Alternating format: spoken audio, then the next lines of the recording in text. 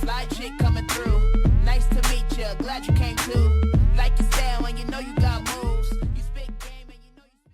Well, hello everyone, and welcome back to another episode of the Fastlane Collective. And guys, Lando Norris is the World Drivers' Champion for 2025. I feel like I just gotta start it off that way. This race, not the most exciting race for sure, but I felt like it had this energy about it because knowing that anything could happen was just I was on the edge of my seat the whole time, just being like, everyone, it's okay, just everything go perfectly, no one crash, no safety car, everyone calm down. But I can't believe Lando Norris is world champion. It's insane. Crazy way to end the season. But before we jump into talking about all things world champion, just checking in with the crew. We've got full crew here. We got Yasmin, we got Daniella. Danielle, I'll start with you. How are you doing after the official end of the F1 season? I'm good. I'm a bit sad that it has ended, but at the same time, everything has gotten really hectic because on the same weekend as F1 finishing for the season, Formula E have just started their season, so it has been quite busy for me the last few weeks. But it's quieting down a little bit heading into Christmas. So yeah, I feel like I'm going to be quite sad when it kind of hits me that we don't have any more racing for the rest of the year and for the next few months of 2026. But everyone kind of deserves a good old break. Yes, agreed. Yasmin, how are you feeling coming off this high of the World Championship and Lando Norris official champion? Yeah, I mean, it's crazy that the season has now ended. I mean, Formula One, their season is so long, it just feels like woven into my life. So now I'm going to be like, oh, race next week. Oh, wait, no, we don't have a race next week. Watch me still be looking like, okay, when's next race on my phone. But yeah, those drivers, like you said, Danielle, deserve a break. I could not imagine having their schedule, the stress, the pressure, the traveling. But as usual, I love racing. I'll be sad to not have more races this year and into the start of 2026. But how are you, Brianna? How are you feeling? I am honestly ready for a break. This year for me has just been chaos in my personal life when it comes to just family stuff and things going on. So I feel like this year it's been hard to keep up with the season a little bit just because of real life distraction. But no, I mean, the way it ended, I think could have been any better, just kind of having this season, the surprise toward the end, the last couple of races we've had, this unknown of do we think what's going to happen is going to happen? It was kind of a nice way to end the season because usually, 3 races before the end or even 4 races before the end, we already know who the world champion is. And it's kind of all right, let's just get this over with kind of thing. But yeah, I'm ready for a break. But this last race was great. Very exciting when it comes to just like we said, a lot of the unknown, kind of on the edge of our seat the whole time. But yeah, I think it's a well-deserved break for not just the drivers, but the fans as well. Okay, it's a lot. Like Daniella said, we're all trying to work full-time jobs over here. Daniella's racing 24/7 and 400 different racing content things. And now you've got Formula E, Daniella. So I feel like you don't even have a break, honestly. I feel like you just go from one motorsport to the next. Literally, that is exactly what it feels like. The last 3 weeks of my life have been the most hectic, getting ready for the Formula E season to start, but then also it being a triple header in F1. The office at work has just been crazy, and I feel like I can't really unwind because I've got a Formula E race in January. I make it sound like I'm a driver, just to preface, guys. I'm not a driver. I just work on the forecast. I've realised it made it sound like I was going to race. But we have race in January, so things are really kicking off. So it's kind of hard to completely unwind because in my life there is still so much racing. Yeah. I know, it's crazy, but we'll be looking forward. You'll probably enjoy having a different type of racing to watch for sure, and in a different way. So let's just go right into it. It's crazy to think that we have a brand new world champion, that its name is not Max Verstappen or Lewis Hamilton, because that's how it's been since the dawn of time. And it's so nice to see, as a fan who really got into F1 a little bit before Lando kind of came onto the F1 stage, seeing this full kind of driver history journey play out right in front of me, I think is really something special. Often you don't get to see that. You don't really get to see, a driver start from the very beginning and take it all the way to the end, to the top. That's very rare. Only few drivers in this world can say that they are world champion. And the fact that I got to witness kind of his full journey, not the end of his journey, he's definitely got more racing in him to go. But just to be able to watch it and kind of come to see him achieve his dream, it's pretty amazing. Yasmin, how do you feel about Lando Norris, willing his world championship into existence this year? And how did that make you feel as a fan watching a new world champion be crowned? It's great to see a new world champion. I think we've all been wanting someone new to kind of take that world championship. Of course, I would have also loved Max to win because he's also a deserving driver, but we love to see a shake up. We love to see a new driver get that dream. That's what all these drivers are driving for, the world championship. And you can definitely tell how much it meant to Lando, his family, McLaren itself, because again, it's been a while since McLaren have gotten a world championship themselves.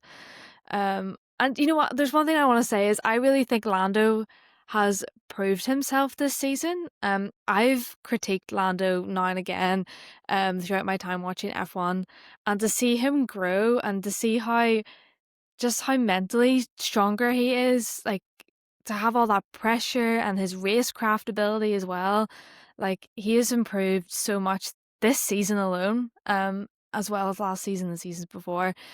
So I really do think it's gone to the right driver. Of course, listen, if you've been listening to this podcast, you've known that I wanted Oscar Piastri to win, okay? But the three of them, no matter who it went to, it was deserved. I mean, it's just been an incredible season, especially to have, not just a head-to-head between two drivers, but three.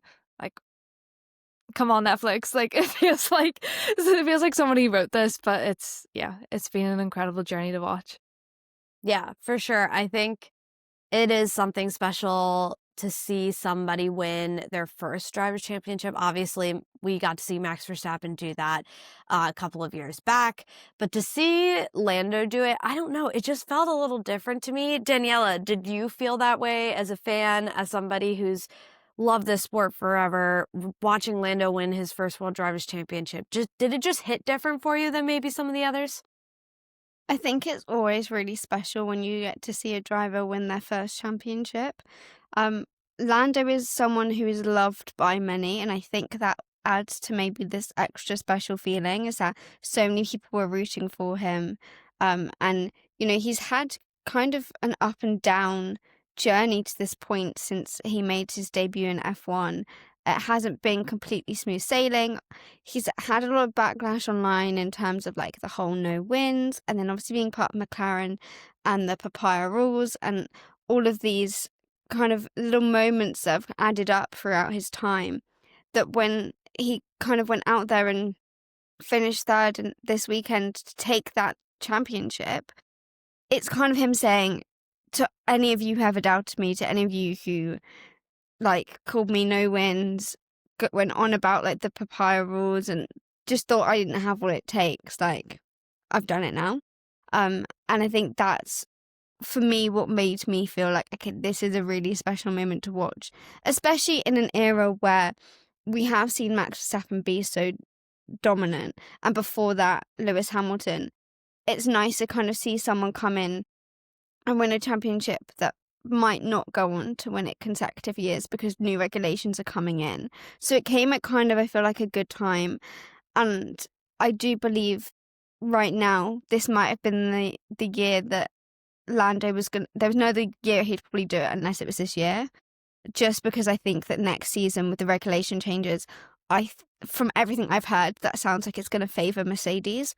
So if he didn't win it this year, I think his fan base, and kind of other people outside of that might feel like, okay, that was his only opportunity, and now he's not going to do it. Now, that might make me sound like I'm saying like Oscar's never going to win it. I don't think that's true. I think that they both could win it in the future, Lando again, but I don't see it happening immediately over the next few years, because I think as we head into 2026, we're going to see Mercedes be at the top of that, and I think McLaren might find it a little bit harder to catch up. But Oscar is quite lucky that he has time on his side. Now, I guess Lando is only 2 years older. Oscar is still relatively young and early on in his career, that he still has more of an opportunity to take that championship. Where Lando's now been in Formula One since, was it 2019, 2020? And so he's had 5-6 years to kind of get to this point. Yeah, and I think too there's something to be said about how McLaren have been able to identify talent so young. I mean, I believe they signed Lando when he was 18 years old. So like the way they were able to kind of recognize that talent and then nurture it and bring it through to a World Drivers' Championship says a lot about that team as a whole and how they're able to nurture talent instead of cough Red Bull, bring it in, throw it out. So it says something too, I think, to some teams like around. We've seen it a lot this year, like we mentioned, drivers being put into seats and being ripped out of them. And a lot of us say, like, they're not given enough time. They're not given enough time, not just in the car, but for themselves to mature as drivers. And I think this is a great example of how McLaren have been able to, like, take Lando from a very young age and make him a world champion. And a 2-time constructors champion team. And he was a huge part of that. I mean, personally, I am so happy that Lando won over Oscar. I know that sounds horrible, but my fear was if Oscar were to win before Lando, could that kind of deflate everything that Lando has done with that team? I think we can't forget like the crucial role he has played in bringing McLaren back to where they currently stand now. When he entered that team, they weren't they weren't good. They weren't fast. It was a little, cringy. That they were able to bring it back, and that is a lot to do with the consistency of Lando Norris and how they've been able to develop that car. If we can remember, Lando's had a million teammates since then, and he's been the one consistent. Yeah, it's just amazing journey to see. I think too there's something to be said about McLaren's kind of strategy this weekend. Obviously, they were kind of between a rock and a hard place going in because, yes, even though Lando was closer to clinching that World Drivers' Championship, they still had to think about defending against Max Verstappen. And they had to think about their other driver who still could possibly win a world championship. It was a big, like more of a stone's throw away for that to happen, but it was still an option. And I was a little worried about how that was going to play out in this race.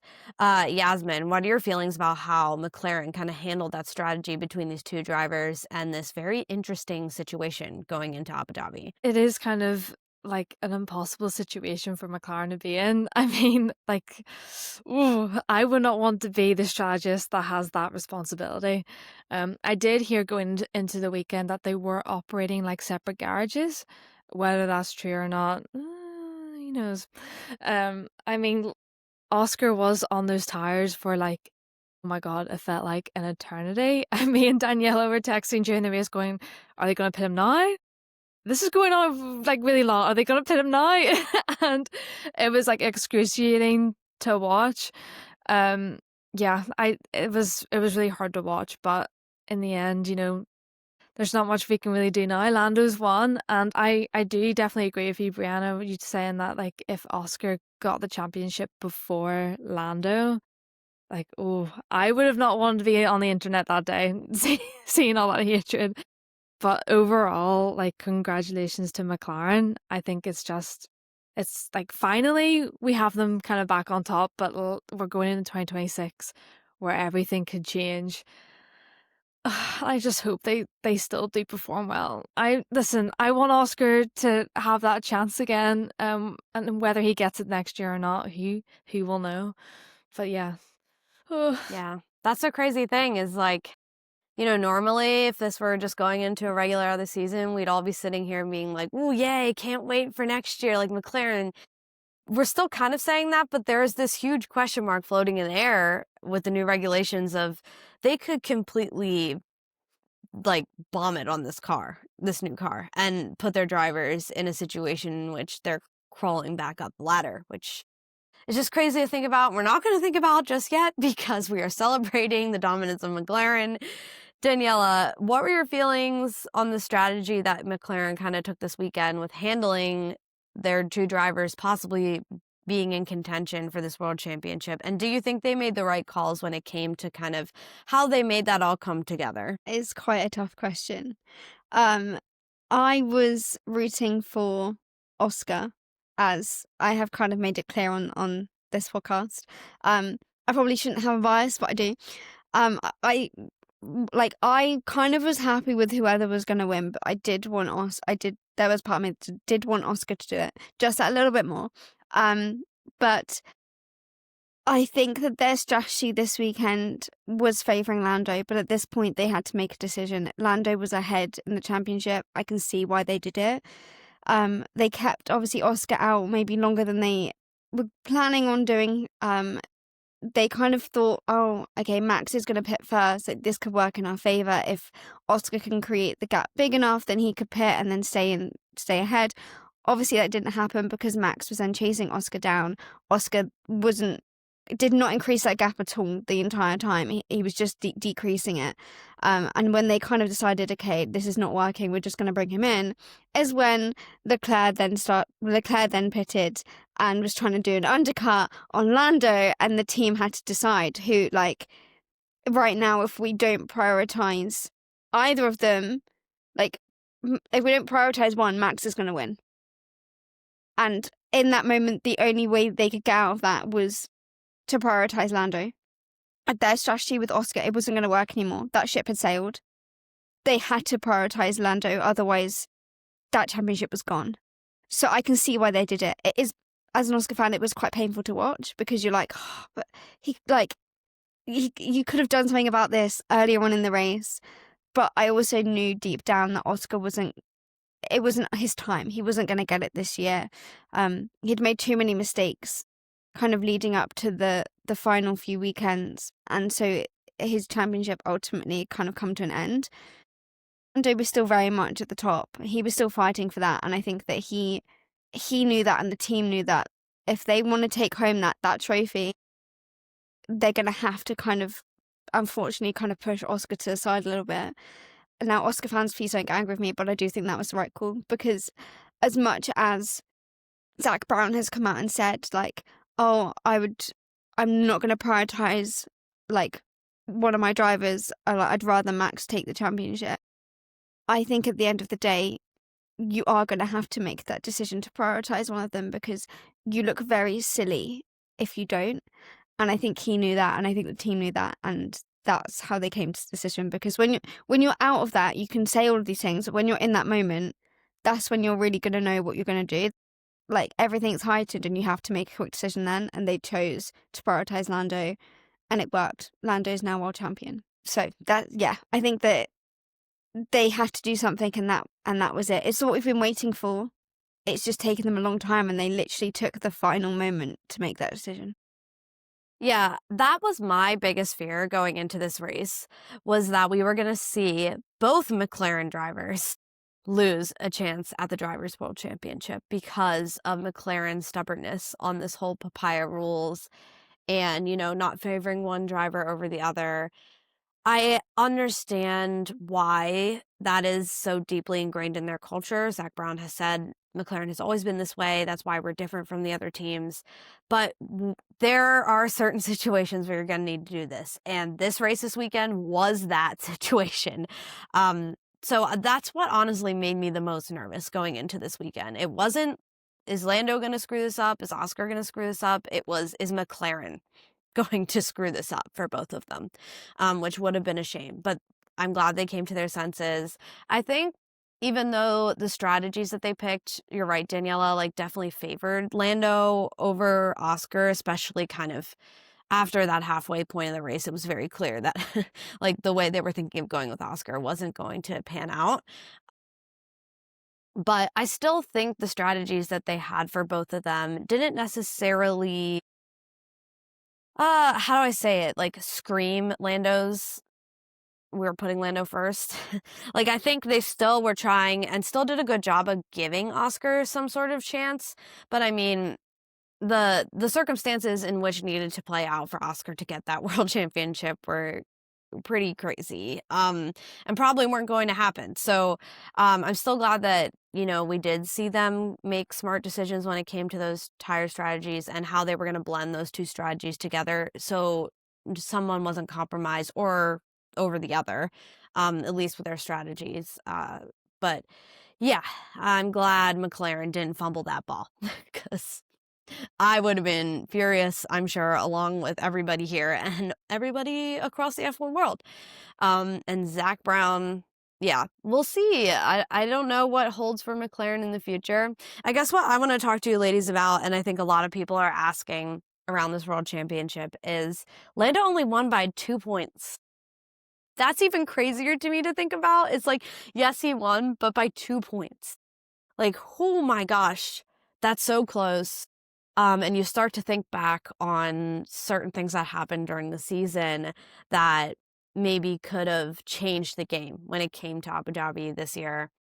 Yasmin, are any moments coming to mind for you where you're like, man, if that didn't happen or that played out a different way or the team didn't do that, we could have had a different outcome for this world championship? Yeah, Monza just like screams in my head. I can see the swapping because of the slow stop. And it's like it's replayed in like slow-mo in my mind. That's the big one for me because of that swap, Lando gained 3 points. So like every point matters again, like we've seen this season. Like Lando won by 2 points the World Championship. And it just shows, you know, I think McLaren next year, if they are going to be in contention for a world championship, they need to refine these papaya McLaren rules because they seem clear. And then we have the swapping situation because of a slow pit stop, and then things just didn't really make sense. Again, we talked about it loads this year.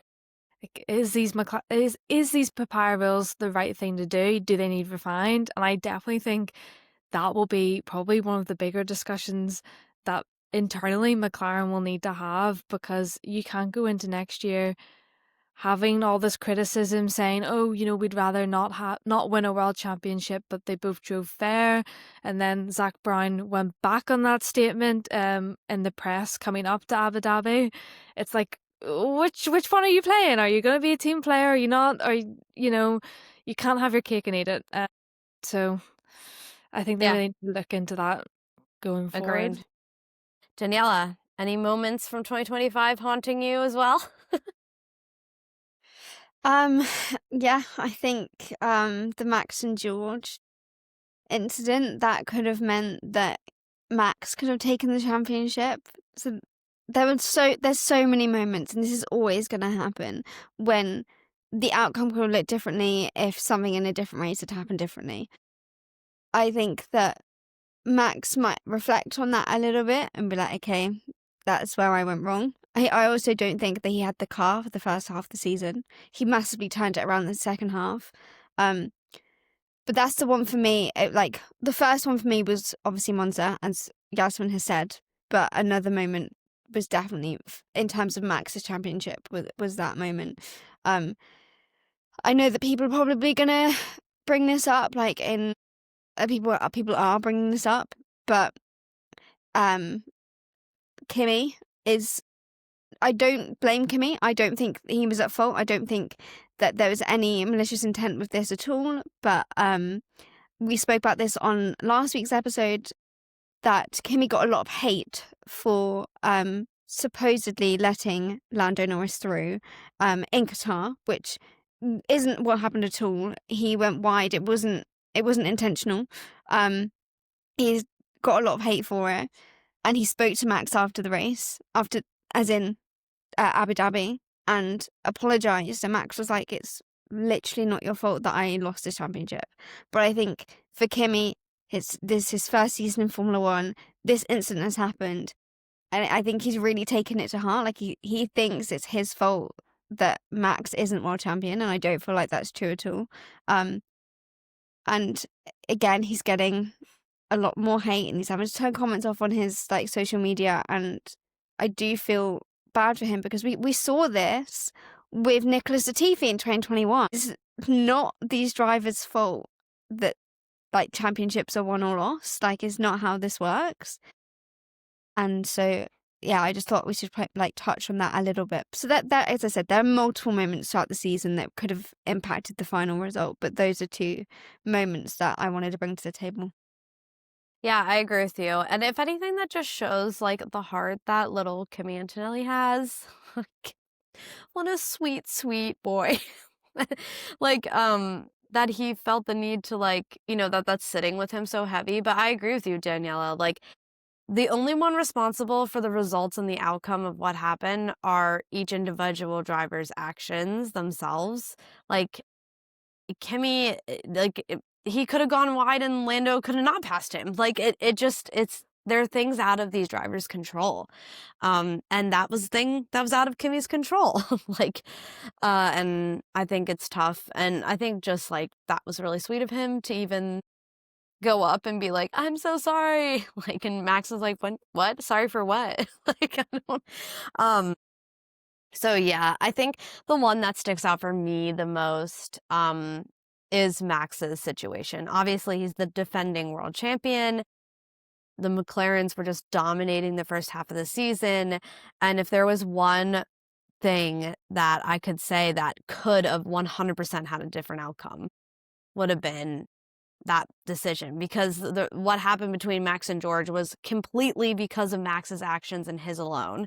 And there's nobody else to blame for that other than him. Where Papaya rules, like there's so many, yes, it's the team's call, but the drivers, like with that whole Max and George situation, that was just Max's temper getting out of hand.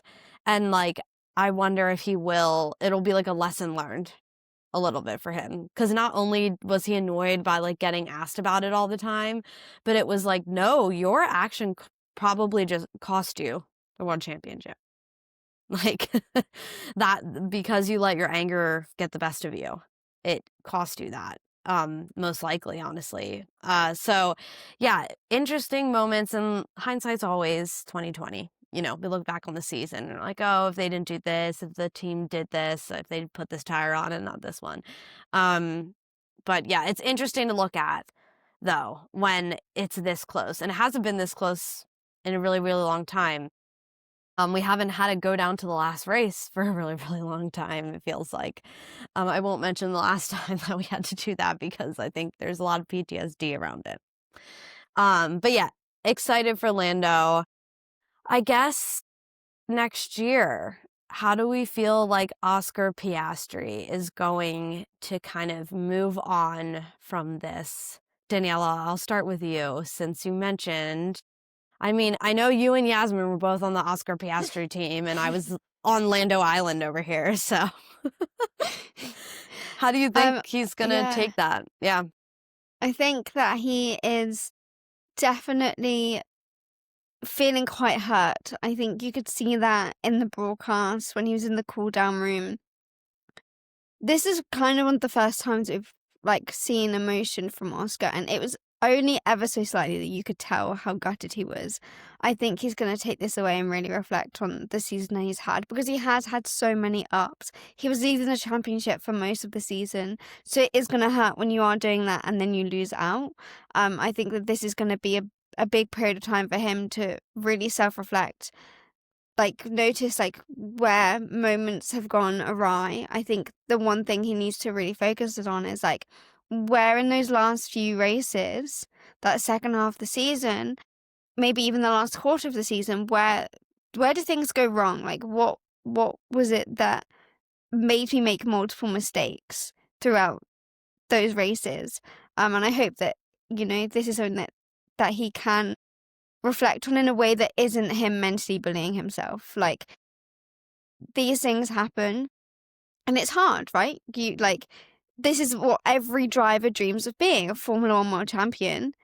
And when you're given that opportunity to get there and you're in literally grasping distance of it for the entire season pretty much, and you get to the end and you lose it, that's going to hurt. So I think that he needs space and he needs time. I think he needs to turn his phone off and be with his family and celebrate Christmas, and then think about this again in the new year, in January, February. I think he needs time away from it all now, though. Yeah, I agree. I mean, like you said, it is hard when you were so dominant for a huge chunk of the season, and then it seemed to kind of just, at least from a fan's perspective, seemed to kind of just fall apart toward the end. Yasmin, do you think that this could be a motivator for Oscar Piastri moving forward, or do you think this will just maybe add to some of that mental struggle that he seemed to have in the last part of this race? Because the car didn't change. Car's the same. So how do you think he'll kind of bring that into 2026? I really hope he doesn't let this kind of weigh over him. And that's so much more easy said than done. Like, again, I don't know what it's like to have that pressure on you and be literally in touching distance of winning your first world championship so early in your career. I think, like you said, he led the world championship for most of the season. And he should really take that on board and be like, I can do it. I had the machinery under me. I had the racecraft. I had the strength to get there. And I hope he just doesn't look at the negative. I mean, again, it's so easy to kind of spiral and be like, this happened, I should have done this, I should have done that, but it's done now. 2026, completely new era for Formula One as well. Which is why I think as a Oscar fan, I'm a bit like, oh, like, will McLaren be up there? Because there's so much unknown going into the season, which could probably play as well on Piastri, to be like, the car might not be up to the same standard as it was this year. But I think he needs a well-deserved break, like most of those drivers. Take a debrief, just, have time to just forget about the sport, and then January, February, whenever, kind of get back into that groove of F1. Yeah, I think for me, for Oscar, I think he can use this as a huge kind of learning and stepping stone. Like you said, he came so close, so he has the ability. He know it's there, but really looking at this last half of the season and really getting into, like you said, Daniela, what went wrong? Like, where can I improve? Because I took it halfway there. So how do I kind of make that ending part come to life? Also, just like, big round of applause for Oscar Piastri and the sportsmanship that he showed. At the end there, when Lando got out of his car, it went right over to Lando, gave him a big hug. We know how difficult that is for people, and for Max, honestly. Well done there. And also just the whole Norris family also showed so much love and compassion to Oscar Piastri, which I just love to see. I don't know if people saw it, but on the grid there, when, the celebration's still kind of going, Oscar Piastri, not Oscar Piastri, Lando Norris's mom, after celebrating with Lando, beelined it right for Oscar and gave him the biggest hug and just kind of held him for a while. And I was like, oh, that's so great to see. From the championship winner's family. And I even saw in an interview later, Lando was like, I want to celebrate this with my teammate, with Oscar, but I also understand this is a difficult situation right now. And to say that he wanted to share in that with his teammate is a really nice thing to say, but also being understanding of where Oscar is in this moment, I think is really great. And it showed a lot of maturity with that team, with Lando, with Oscar, with both of their families and everything. And I think it was just a great show of sportsmanship that sometimes, we don't often see in this sport. So yeah, just great all around, exciting. What were your guys, Danielle, I'll ask you, like, what did you love the most about seeing Lando just come to this like conclusion and this end and realization that, oh my God, like I am world championship. Like, I'm sorry, world champion. Like, what was your favorite part of watching that happen? I think it was like his team radio. And like you can hear him getting really emotional. And then he goes, I'm not crying. And that is almost a reference back to, I think it was his first F1 podium. And I think it was then, and it was his team radio. I could be wrong. It might have been a different time, but it was definitely, this has happened before, where he's been crying and he goes, I'm not crying. And it just made me think back to that team radio. And this is like earlier on in his career, like within his first or second season. And it just made me like chuckle to myself because I was like, oh, like little Lando Norris has gone and won the championship. And then just seeing him with his family, that just made me really emotional.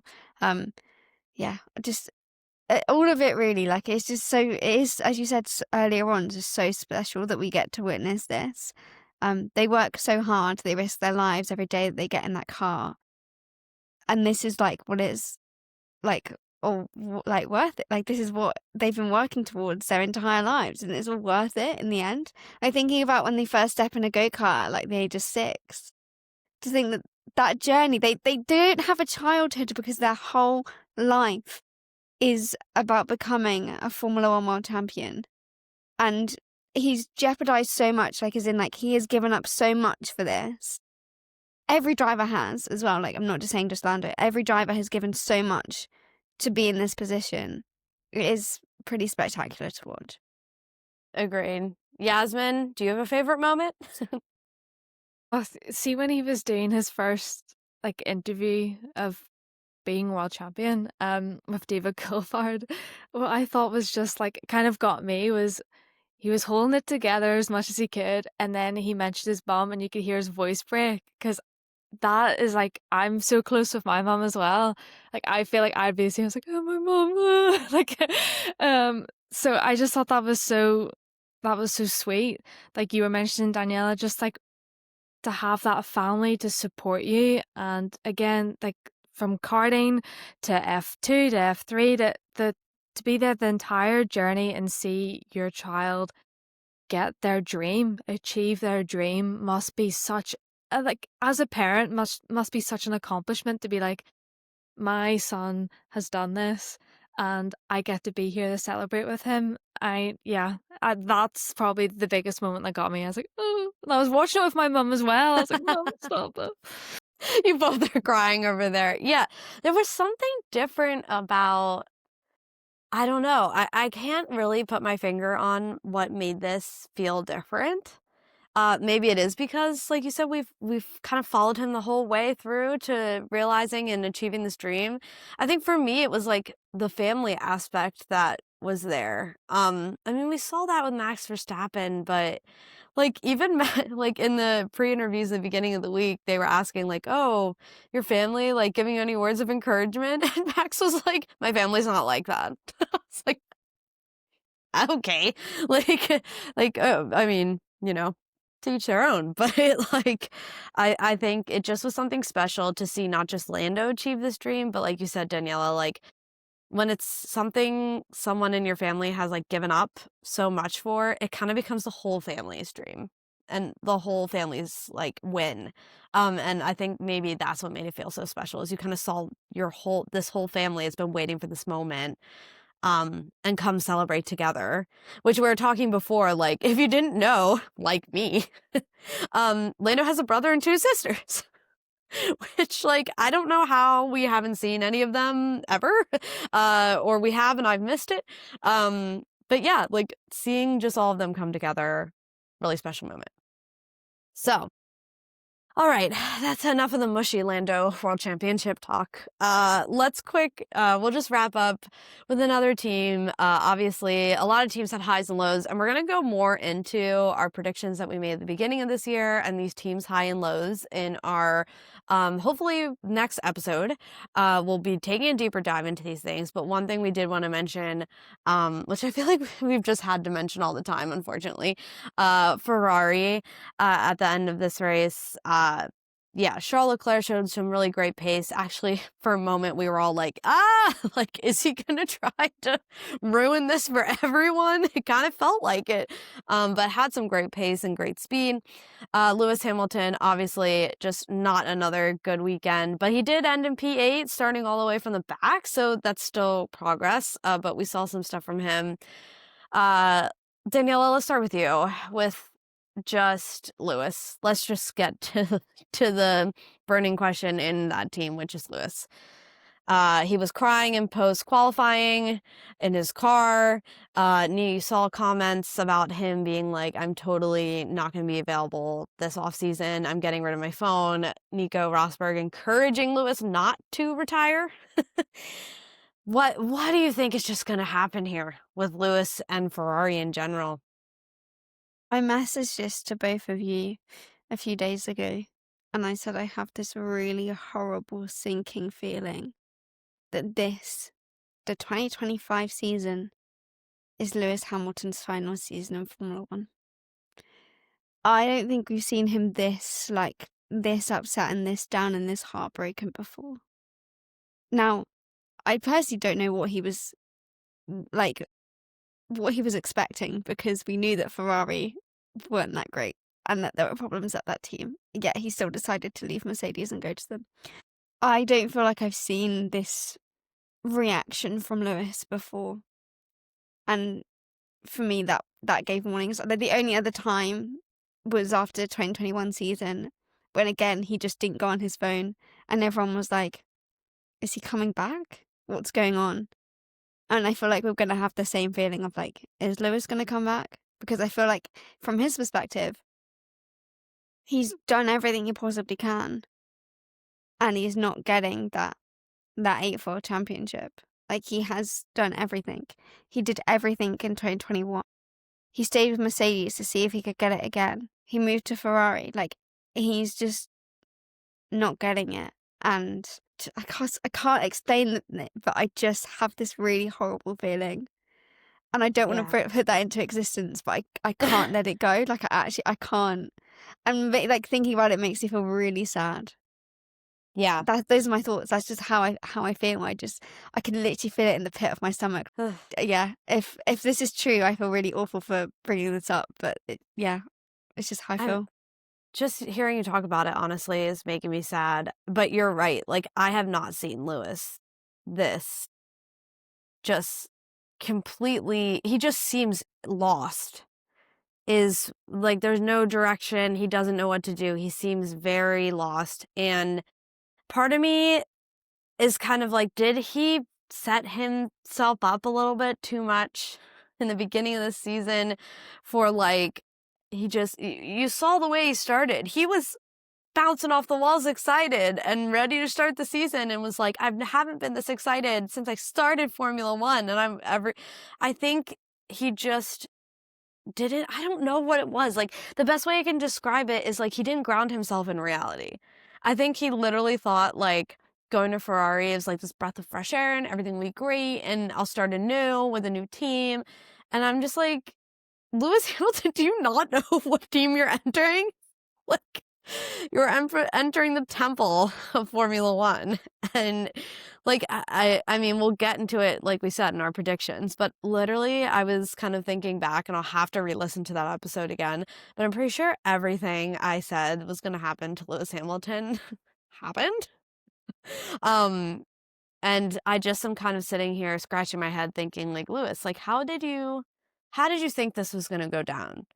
It at its best wasn't going to be easy, just by the nature of what you're about to take on. Not to leave Ferrari out of it, by the nature of what was about to happen. This was probably not going to be a walk in the park. And I think maybe he blindsided himself and felt that way. Yasmin, do you think we're going to see Lewis in 2026? What do you think? He's gonna be here in 2026 because I'm not gonna let that man retire. I'm not letting it happen. Okay? I think it would be so weird and just stupid, to be honest, if Lewis Hamilton was to pack it in now. Because, like I mentioned throughout this episode, 2026, anything can happen. New regs, new cars, no more DRS. It's an exciting time. It's fresh, it's new. Like, we don't know who will be on the top. I know there's rumors Mercedes is gonna bring it next year, but we don't know. Ferrari could. There's so much unpredictability, and I think Lewis thrives on that. He thrives on the unknown a wee bit, and I just think it would be such a shame for him to be like, Ferrari has ruined me, and to just kind of give up. I think he needs to talk to Charles Leclerc and be like, man, how are you doing it? Like, give me some advice, because Charles Leclerc has been here like with Ferrari from like day one and struggling. Like, if you look back to the start of this year, like like Charles Leclerc was like, this year I'm gonna win the world championship. Oh, you weren't even close, buddy. And Ferrari haven't been for a good while. So I think Lewis just needs to take that time away, have that reset, and come back excited. Come back being like, okay, again, fresh new rules this year. Let's see what we can do with Ferrari. And we knew from the start that Lewis was not going to have a clean, straight run at Ferrari, especially his first season. But again, I think when drivers have had so much success, especially in Lewis Hamilton's case, and they go to another team, it usually doesn't really work out straight away. What comes to mind is Daniel Ricciardo, and I know they're kind of very completely different drivers, especially with the achievements they both have. But I think, Lewis, just take a breather. I know it's been hard this season. Go have a lovely, nice time in your personal life. Please don't retire. You still got life in you yet. You need to be like Fernando Alonso, who's still in the sport when he's like 65. Like, come on. Yeah, if Fernando Alonso can deal with Aston Martin and Lance Stroll, like, anything is possible. No, I don't think he'll be leaving in 2026. I don't have that gut feeling like you, Daniela. But I think in order for 2026 to be successful, Ferrari and Lewis Hamilton got to come together. They got to wipe the slate clean, and they need to figure out how they can work together. Because if there is one thing that was clear this whole entire year, is they're not working together. They're not working together. They're butting heads. They're not listening to each other. That relationship is not clicking. And I think if they're able to like start to solve what those issues are, both sides have to come together and be like, let's start again and anew with this new car. Because like you said, anything could happen. Ferrari could build a really great car. We don't know. Lots of teams talk about how amazing their package is going to be. Like, oh, this new car. Like, okay, you can talk about it all you want, but we'll see what it's like when it's on track. But yeah, I agree. I think Lewis needs to, and it sounds like he will be from the quotes from this weekend. He said, you won't be able to find me. I am not going to have my phone. And he said, I'm unplugging from this completely, which is, I think, what he needs. That and a good chat with Charles Leclerc.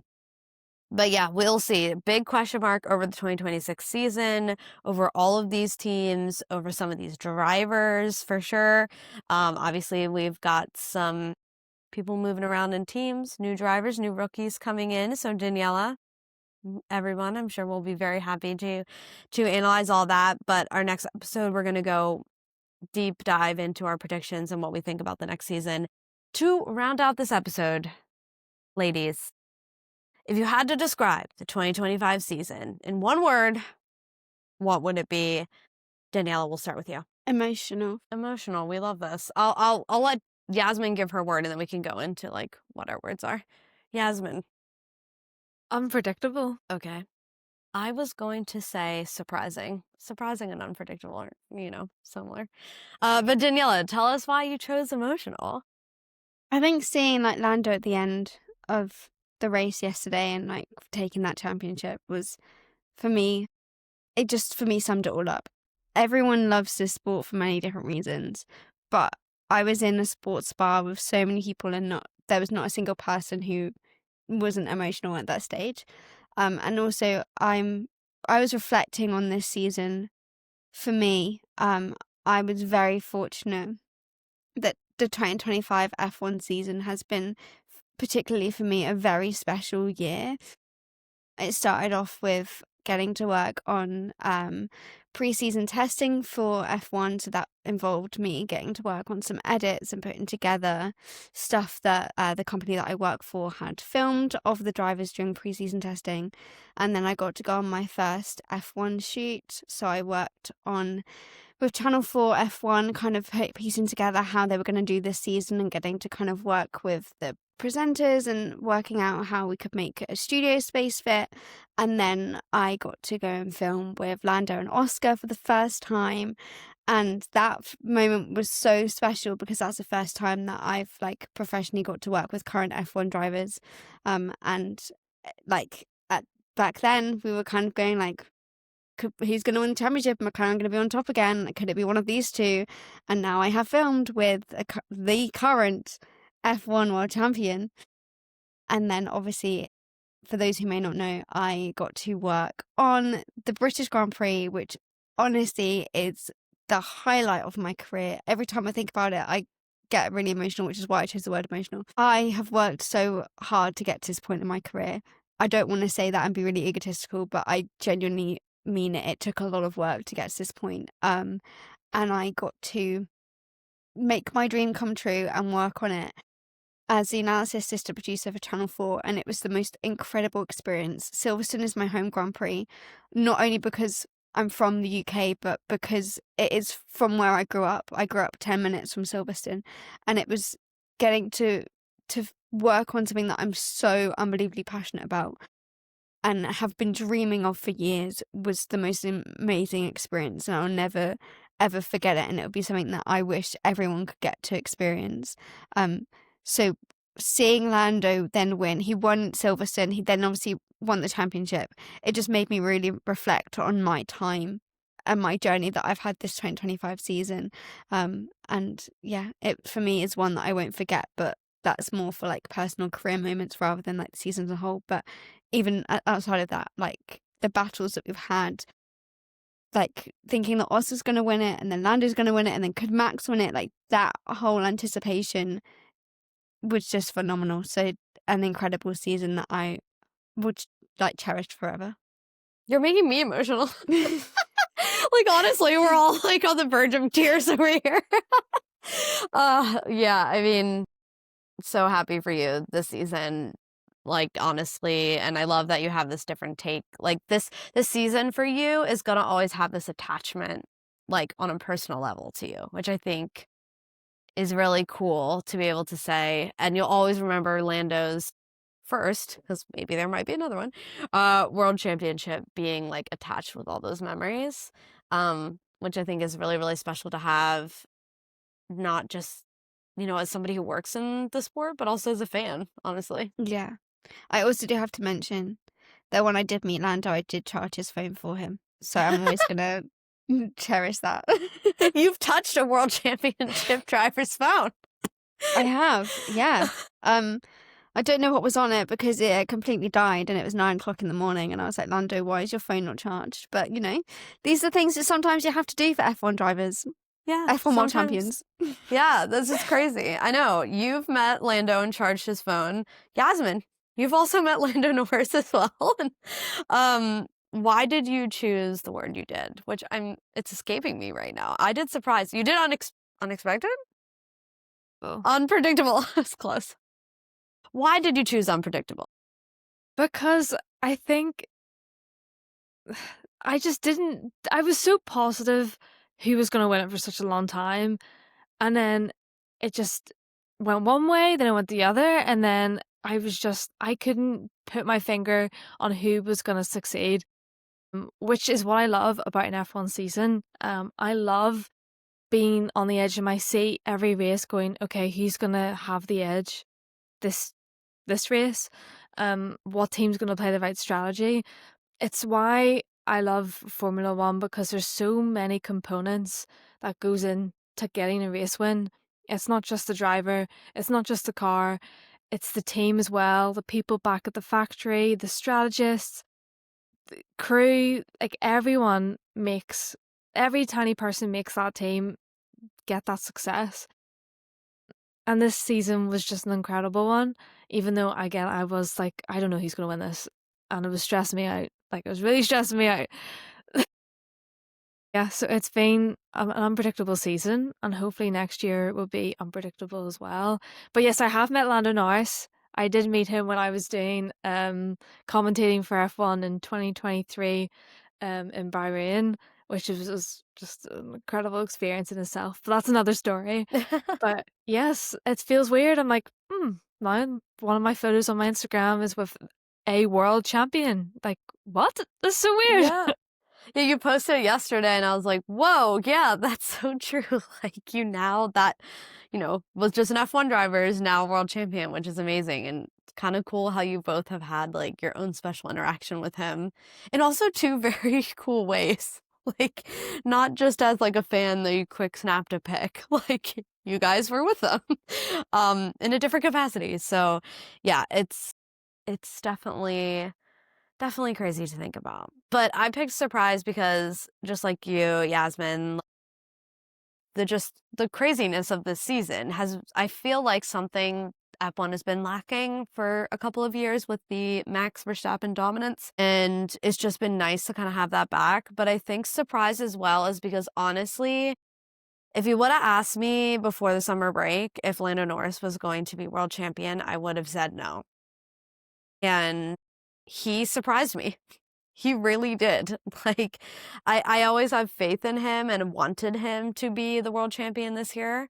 But I think he surprised me and a lot of other people with the way he was able to just crawl back, but also just like stay calm and level-headed. And I think sometimes we don't see that with Lando too much. As we've mentioned before, he's a pretty outspoken and like emotional individual, which is not a bad thing. But we all know that like your emotions play a role in being successful and being able to process those emotions and put them to good use. And I think he surprised me this year with being able to bring it all together and do what he just did. And keep his cool. Honestly, if I was him in that last race, no way. I would have been throwing up like every day. I wouldn't have been able to sleep. Like, I don't know how he's gotten through this last week. Like, I just don't know. So yeah, surprise is definitely the word for me for this 2025 season. So, well, thank you all for joining us for this last race recap of the podcast. We will be back. We'll be taking a break as always we do in the off season, but we like to do 1 or 2 more episodes kind of breaking down the season, our predictions, and any other thoughts or news that may come about in the meantime. So thanks for sticking with us. As always, make sure to subscribe to the podcast on Spotify and on YouTube if you like to watch your podcasts. And also leave us a comment and a review. We would love to hear from you and how you feel about the show and what you would like to hear. And we're on social media, as always, on TikTok and Instagram at the Fastlane Collective. So make sure to check us out there. But until then, we will see you in the Fastlane. Bye-bye. Hello, fly chick coming through. Nice to meet you. Glad you came too.